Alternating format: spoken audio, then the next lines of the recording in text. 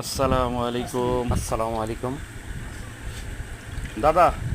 জহির ভাই হঠাৎ করে ফোন দিল, আমার এখানে আসবে, চা খেতে যাবে পয়সার। তো তারপর হুট করে পান বানানো লাগবে না, আপনি এক গ্লাস মনে পড়লো কাঁচা আমের জুস বানাই। জহির ভাই মেহমান নিয়ে আসতেছে, তো কাঁচা জহির আমের ভাই জুস বসেন বানাই। দাদা। তারপর কিছুটা চিনি, বিট লবণ আর কাঁচা আম দিয়ে জুসটা বানাইলাম।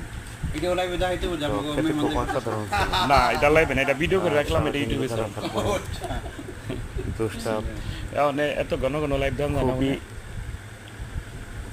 টেস্টি লাগতেছিল, একেবারে এক কথায় বলতে বলেন গেলে কি প্রাণ জোড়ায় যাওয়ার মতো টেস্ট ছিল। তো জিনিসটা কি এটা কোন? সবাই আরেক গ্লাস করে চাইতেছিল। তো